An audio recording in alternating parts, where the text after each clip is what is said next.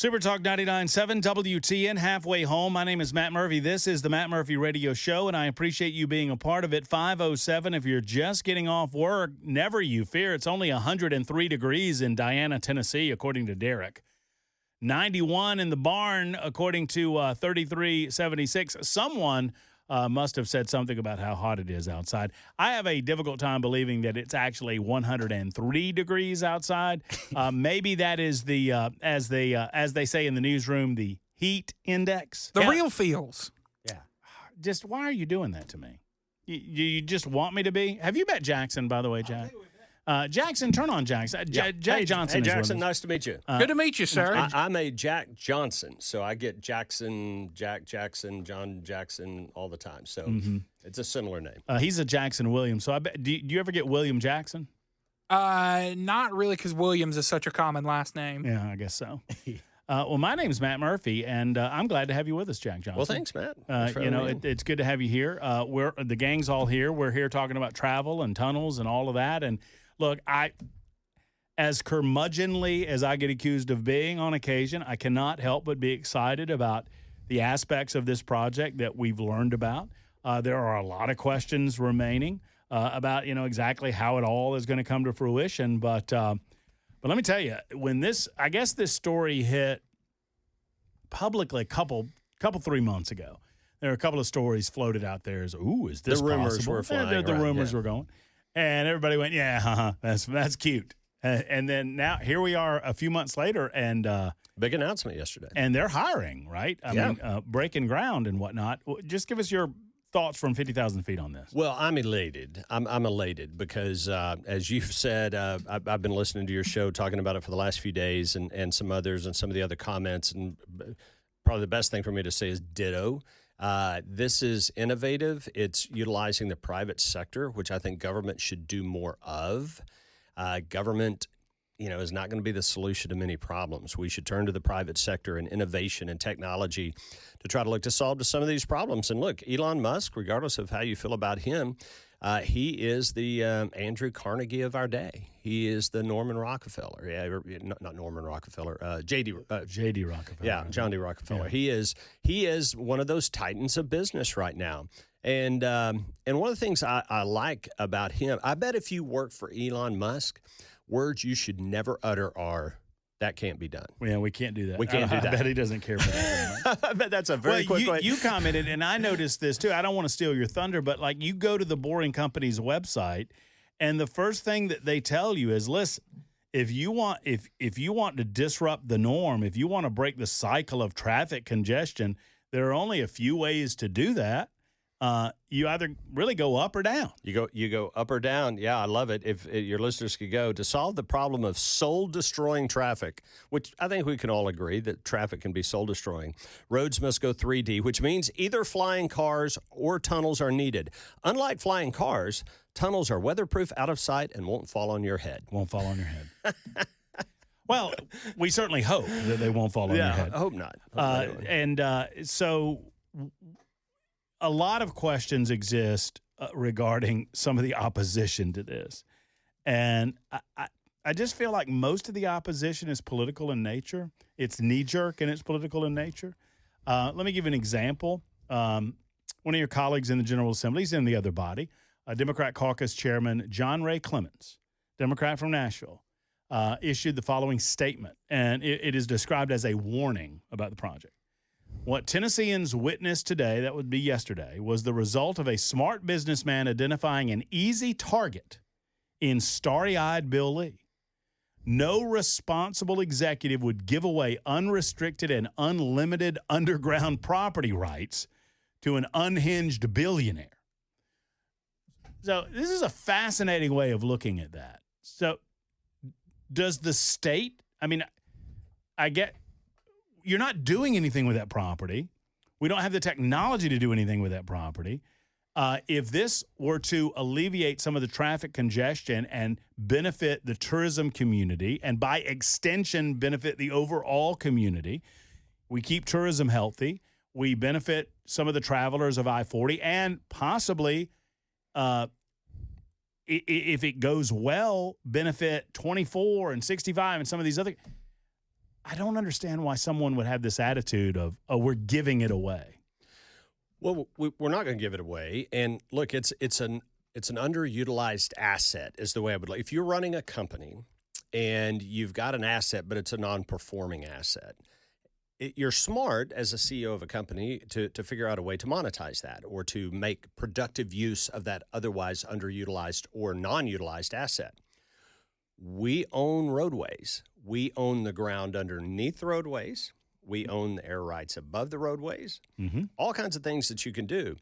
And so this is an opportunity because Elon Musk and his company, the Boring Company, has come up with this technology. They've developed a new boring machine that they say, and I'm sure it varies based on the geology of what they're digging through, but can dig out a mile a week. A mile a week. It's hard to believe. I mean, another funny thing they say on the website, Matt, is that they haven't quite caught a garden snail, but they're getting close in terms of the speed at which they. Right. So you can bore through a mile in a week and create capacity for traffic. Why wouldn't you do that? And sure, there's got to be some checks and balances, and we'll have conversations about that, I'm sure, in the General Assembly when we get back. But look.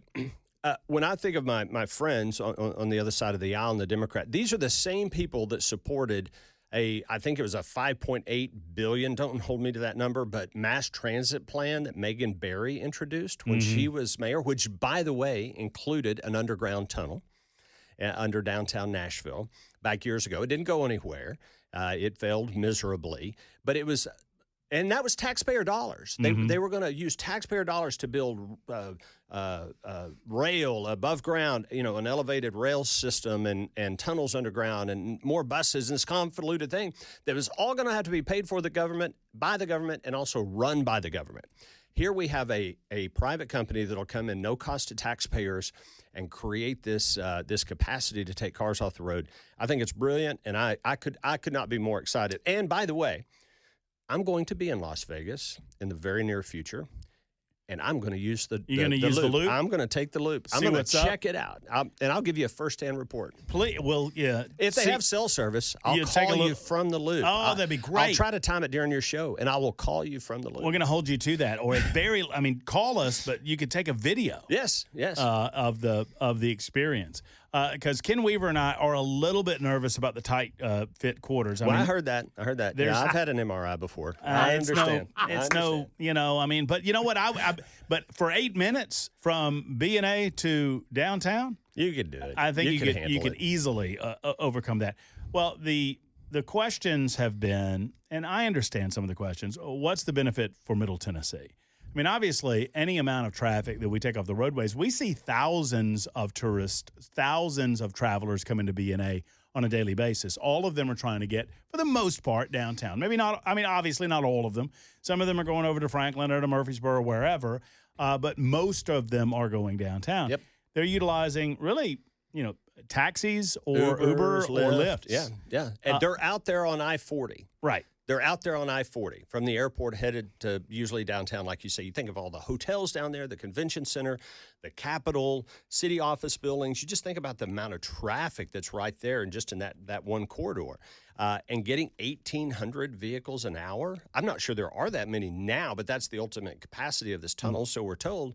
But you get 500 cars or 300 cars an hour off of I-40. Just think what that's going to do to help alleviate traffic. And here's another thing. Think about all the people that work downtown. And as a result of them working down there, they have parking usually downtown. Mm-hmm. I have a parking spot at the Capitol as a member of the General Assembly. All members do.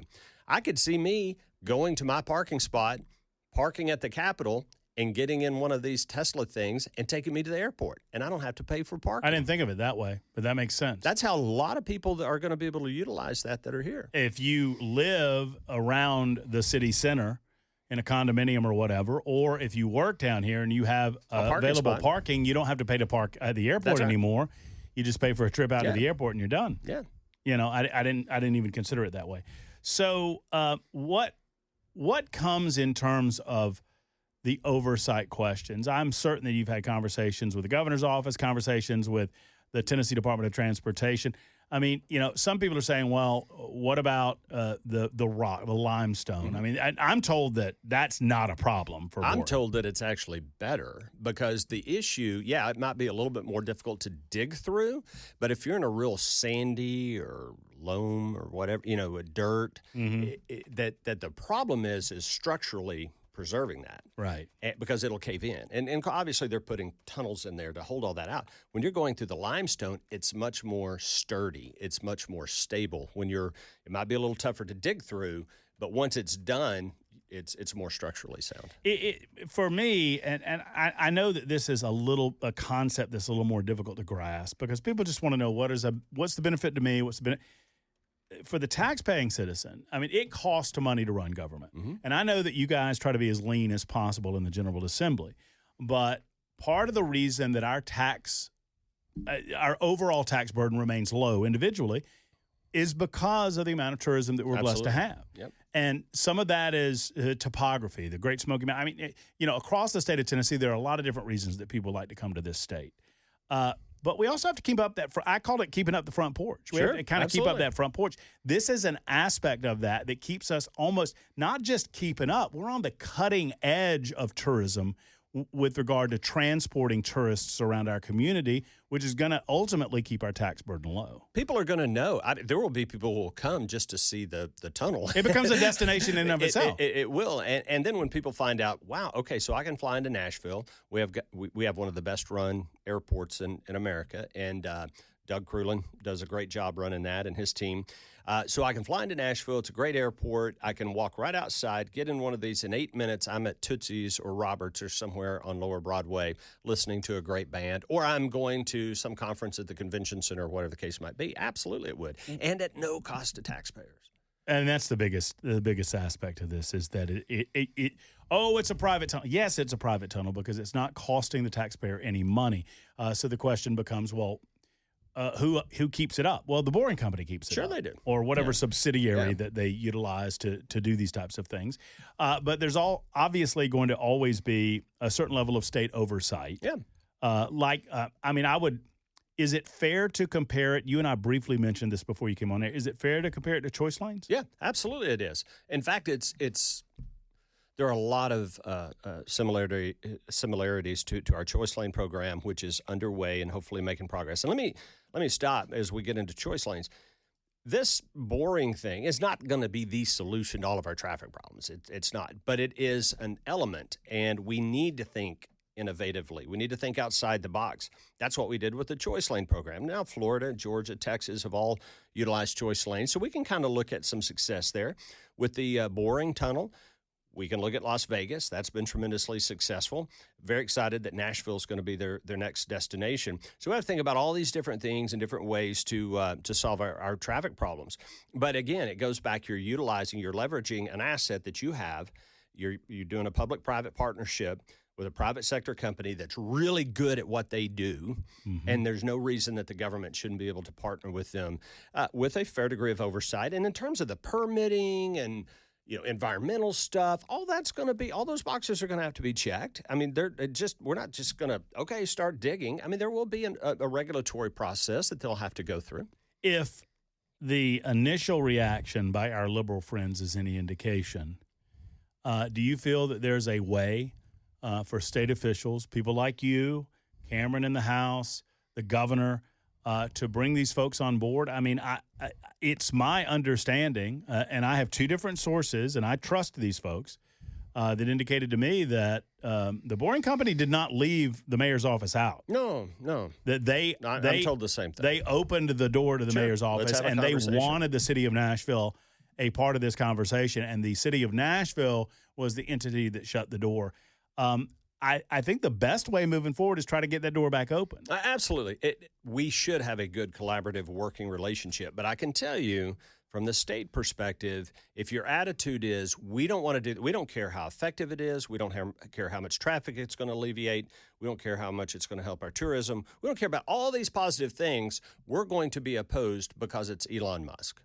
Well, first of all, that's not going to fly with voters, I don't think. I would don't agree. think that's going to fly with our constituents. And it's not going to fly with the General Assembly as well. And we've had numerous conversations about tensions between Nashville and the Tennessee General Assembly. It's better for all of us when we can all sit down and work together. If they have questions or thoughts, the mayor issued the statement. He has concerns about operational impacts. Okay, all right, that's fine. We should be able to sit down and talk about those things and get those questions answered. But I've not seen anything yet that makes me say we should not pursue this with with the proper amount of due diligence and oversight, because this is a huge win for Nashville and for Tennessee. Here's who I saw excited yesterday, and I know you were out of town. Otherwise, you would have been there. Here's who was excited: Nashville Area Chamber of Commerce, the Music City Center, the Greater Nashville Hospitality Association.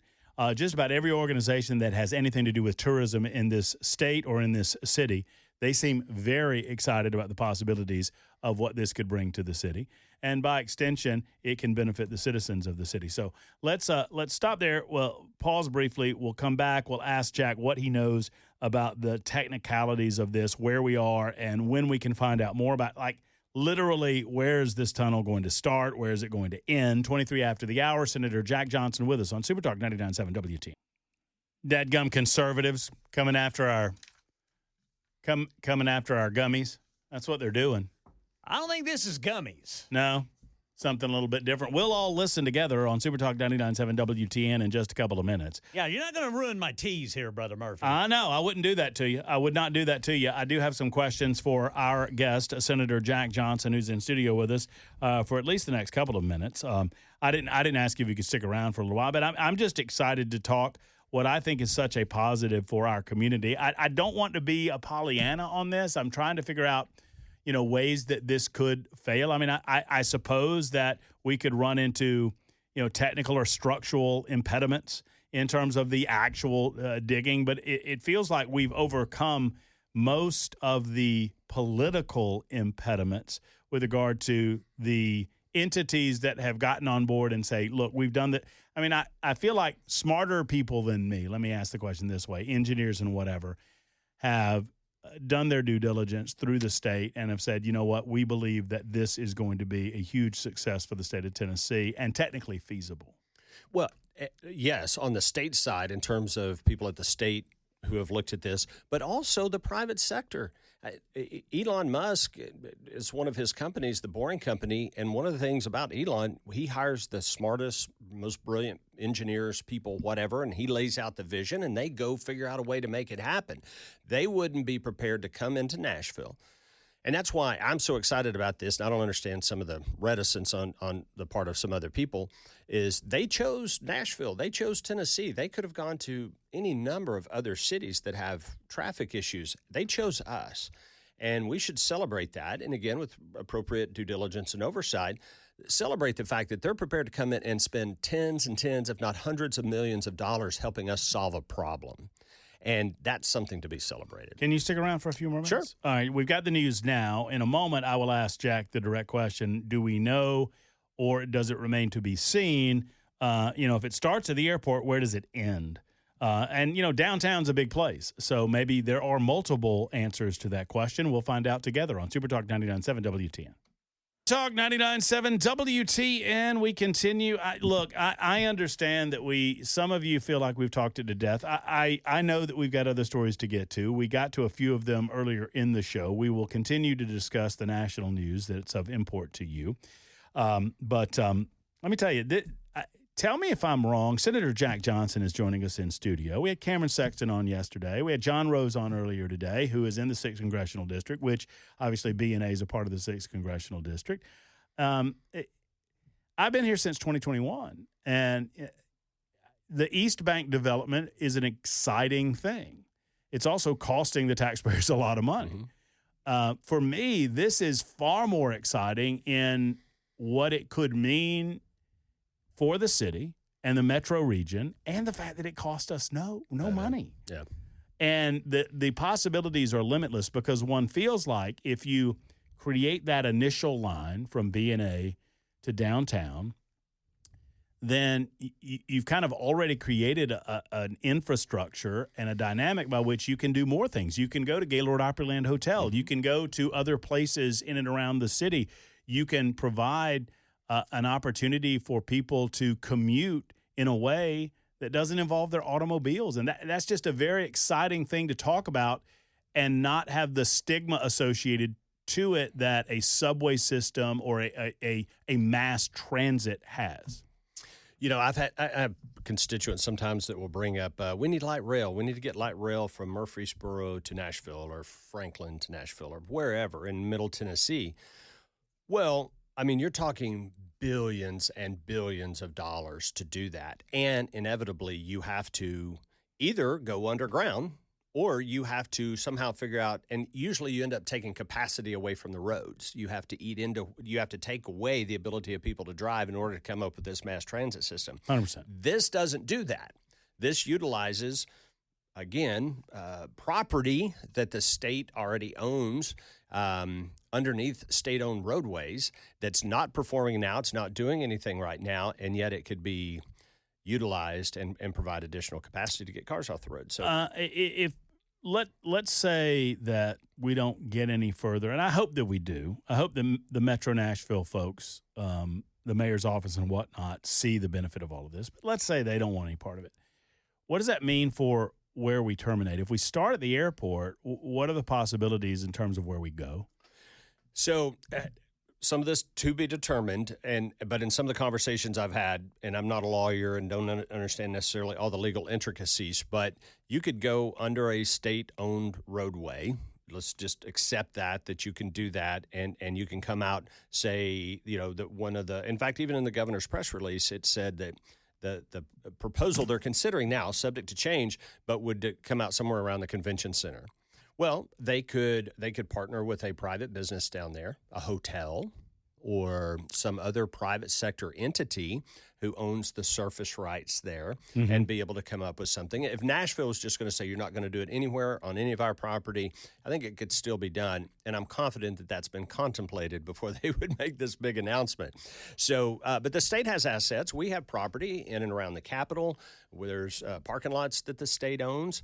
There's ample property downtown in that area that the state could utilize. Is it a fair comparison to compare it to if you go to Washington and you ride the metro, Washington, D.C., I mean, or you go to New York and ride the subway system, that these stations would be similar in nature to like a subway where you would have, I mean, the terminal would be underground, and you would bring people above ground through elevators or escalators. Or an escalator or something like that. Yeah, if you've looked at some of the pictures, which I've looked at a few, but yeah, you have this tunnel, but then you have places where the cars can pull off, right, you know, get out of it spaces, so that others can continue to go by. And so, yeah, they could pull over, and presumably you're under some destination, and like you said, you get out and go up some stairs or an escalator or something and come out on top. And the idea being that this, because of the speed in which the Boring Company has gotten to, that we could see some of this coming to fruition as early as the end of next year or early 2027. Yeah, that's what they're saying, is fall of 26 potentially. It's a heck of a selling point to sit down in the governor's office and, you know, or the Senate Majority Leader's office or the Speaker of the House or whatever public official, or to sit in the office of a CEO and say, look, we're going to have this done before that stadium's done. We're going to have this done. Governor Lee, we know that, you know, there's an election in fall of 2026 and you're leaving office in January 2027. We want you riding on the first leg of this tunnel before you're no longer governor. Yeah, want you to be there at the ribbon cutting whenever this happens. That's a huge selling point. That seems almost impossible to contemplate. And to put it into perspective, because we have lots of conversations about roads and traffic and road improvements, and we've talked about that, and there are a number of roads that are on the books, and when we're talking about widening a state route through a particular community or providing extra capacity or an interstate interchange or things to try to make traffic, you're talking years down for the right-of-way acquisition and engineering and you got utilities that have to be moved. This technology doesn't deal with any of that. It's below all the utilities. They say the utilities are within the usually 10 feet, and they're putting this tunnel 30 feet underground. So they don't have to worry about right-of-way acquisition. You don't have to go and buy property in order to expand that roadway. The state already has it and has the rights to it. It's under an existing roadway. So no right-of-way acquisition. There will be some environmental, there'll have to be some studies and find out, different things like that. But that can be done concurrently with them as they start to dig these tunnels. The fact that this could be done, just say within the next 18 months, that you would be able to get in a Tesla at the airport and be downtown in 8 minutes, and that could be done in the next 18 months, and not cool. cost taxpayers a dime. Why would we not be enthusiastic about that? Well, I certainly am. Just go do your homework, Jack, and make sure that there's not some sort of earthworm native to Tennessee that's endangered, for the love, so that we let one of these. I just feel like that is coming, right? Some of the ne'er-do-wells that just want to say no to every possible project like this, they're going to be, that's coming, and it's to be expected. You do. But I would say about that is we're talking about 30 feet under an existing roadway that has been there for 100 years or however long. So, yeah, there might be groundwater issues or some other things that have to be contemplated, but not nearly the impediments that you have when you try to expand an existing roadway. So I'm thrilled about it. I'm excited.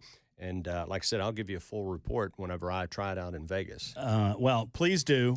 Live if possible. We would love that. Love nothing more than that. I would love to have you stick around a little longer, but we got nincompoops to get to. You're no nincompoop, Well, Johnson. Some would say so. Apparently there's some texters that think that I kind of am, but that's okay. Haters are going to hate. That's what Haters they do, hate, right? and that's what they do. But no, I don't want to get in the way of nincompoops. In fact, I'm going to be listening as I'm driving back to Franklin. One final thought. Anything the General Assembly needs to do to facilitate this project? So I've asked about that, and actually at this point, nothing is jumping to the surface right now. We will obviously have those conversations with the governor's office. As you know, in my capacity as the Senate Majority Leader, I sponsor the governor's legislation. If there is some type of legislation we need to contemplate, we'll certainly do that and take a look at it. But I've asked that question, and according to the attorneys, the administration has the right to issue permits and allow for this. So we'll cross that bridge if we need to. Senator Jack Johnson, thank you for your time today. Thanks, Matt. We appreciate you. We'll take a break first, and then we'll do Nincompoops next on Super Talk 99.7 WTN. Oh, indeed. That's on the way in mere moments. It is 53 after the hour on Super Talk 99.7 WTN. Ladies and germs, it's a little bit late, but without further ado, go ahead and clack that button there, Jackson. It's time for Nincompoops in the news on Super Talk 99.7 WTN. That's right.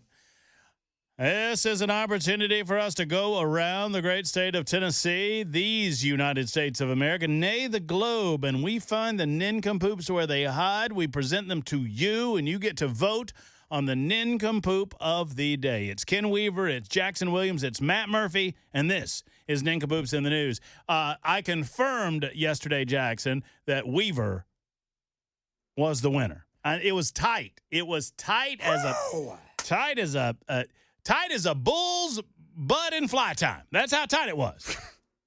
That's pretty tight. That's pretty tight. But Weaver was winner, and therefore Weaver goes first. Mr. Ken. All right, this comes out of my home state of Oklahoma, and I promise you, my mom and dad didn't have anything to do with it, or at least giving me the story. Man admits to shooting girlfriend's husband because he couldn't, quote, outfight him. An Oklahoma man turned himself into authorities, telling him he shot his girlfriend's husband. 21-year-old Micah Hill admitted to shooting his girlfriend's husband in a parking lot outside of a plasma center, where his wife was inside and the husband confronted him. Hill said he was scared, grabbed his girlfriend's gun from her purse, loaded it, got out of the car. Moments later, the victim walked into the plasma donation center yelling for help and saying he had been shot. Witnesses frantically called police while the victim's wife helped apply pressure to his gunshot wound. So the wife was helping him. Oh, that's nice. Even though her boyfriend shot him. Yeah.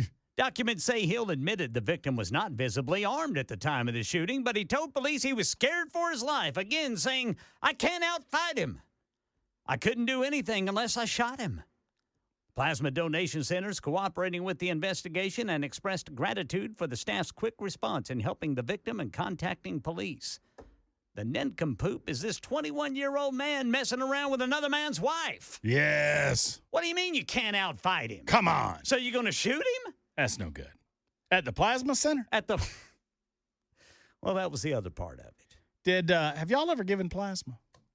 No. I think they pay good money.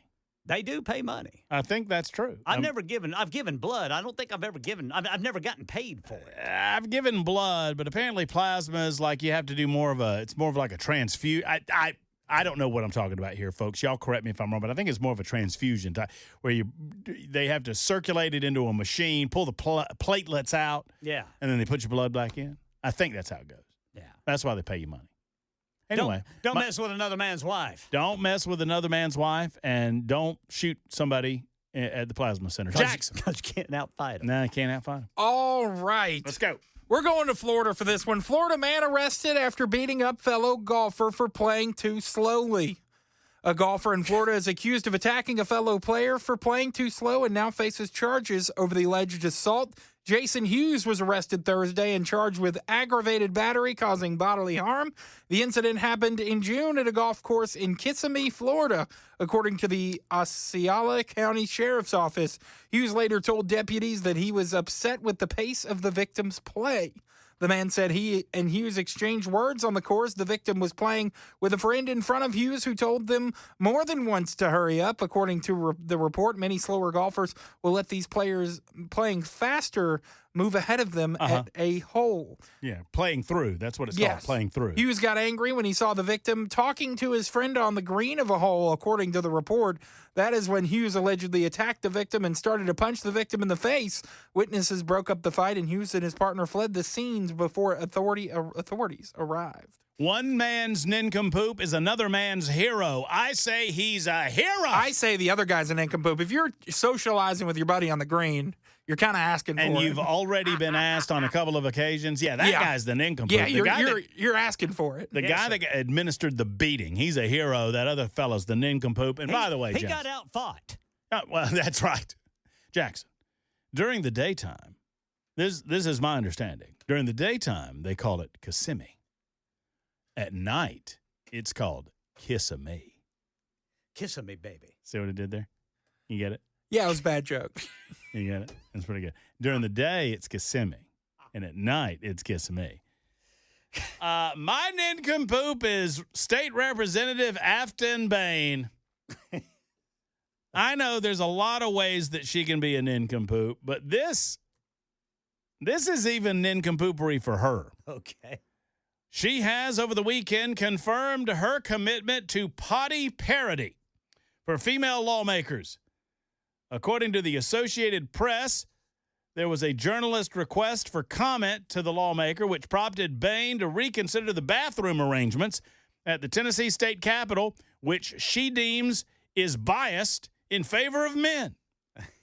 The outlet noted the Capitol contains, quote, a female bathroom located between the Senate and House chambers, but that it is, quote, in a cramped hallway underneath a staircase and has only 2 stalls, despite a nearby men's room containing 3 stalls plus urinals.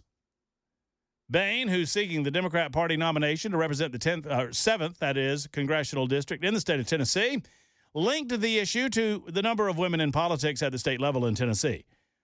I've apparently accepted that waiting in line for a 2-stall closet under the Senate balcony is just a part of this job, Bain said. I had to fight to get elected to the legislature that ranks dead last for female representation, and now I get to squeeze into a space that feels like it was designed by someone who thinks that women don't exist. Or at least didn't have bladders. While the Associated Press reports that the potty parity issue exists in Capitol buildings throughout the country, Kentucky, Nebraska, Maryland, Colorado, and New Mexico have been named by the author, along with Tennessee, as the worst offenders. For bathroom size? For bathroom potty parity. There aren't enough women's rooms in the state capitol, Ken. And the female lawmakers say that they're being discriminated against. Well, to which I say, why don't y'all just go in the men's room? I mean, seriously. Just walk in there and go into a stall. Nobody's stopping you. And that's how we play Nincompoops in the News. Super Talk 99.7 WTN. You vote Ken. You vote Matt. Don't vote for Jackson. But that's just me talking. I'm not trying to tilt the scales one way or the other, but don't vote for Jackson. You're not going to win, bud. Afton Bain. Brother Weaver's going to win. I don't know, man. Oh, don't help him. Vote Weaver. Oh, no. That's pathetic. You're telling people to vote against you? I don't think mine was that good today. We'll watch the film. Larry says Matt wins pants down. There we go, fellas. All right, we'll total up the votes. Here comes the news on Super Talk 99.7 WTN.